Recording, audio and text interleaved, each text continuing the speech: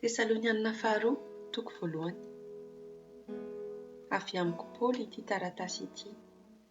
Mamangy anareo isan'ny fiangonana aty a Tesalonika, izay tafaray amin'Andriamanitra raintsika sy Jesosy Kristy Tompo ao. Mamangy anareo koa Silasy sy Timoty. Ho aminareo anie ny fahasoavana sy ny fiadanana avy amin'Andriamanitra ray sy Jesosy Kristy Tompo. Tsy maintsy velom-pisaorana mandrakarivan'Andriamanitra izahay ry havana noho ny aminareo.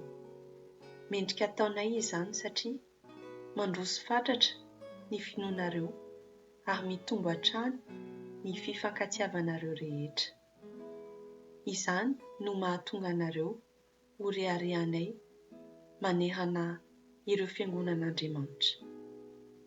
Noho ianareo manampaharetana sy mino hatrany eo anivon'ny fanenjehana sy fahoriana rehetra ny anjady aminareo.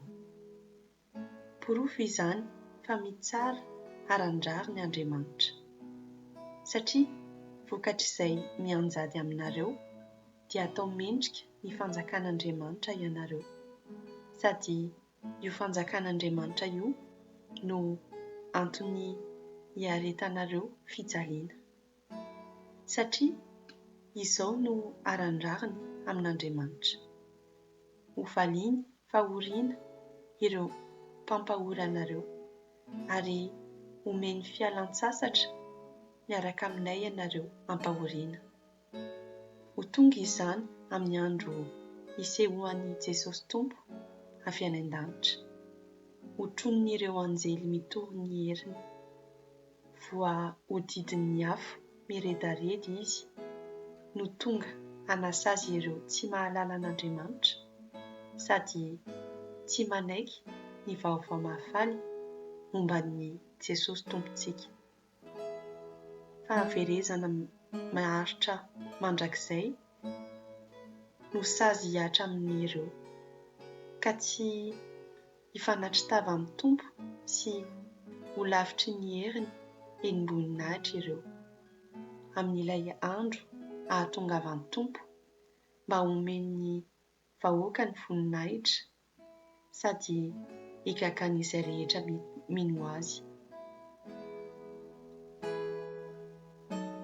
Ho isan'ireto hanome voninahitra ny Tompo, ireto koa ianareo, satria nino ny fijoroanay ho vavolombelona nanambara azy taminareo. Izany no ivavahany lalandava ho anareo.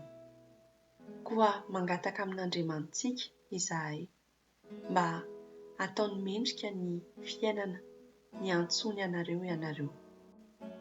Mangataka izahay mba ho tanterahiny amikera avokoa ny fanirianareo hanao soa ary ataony lavorary koa ny asa ateraky ny finoanareo.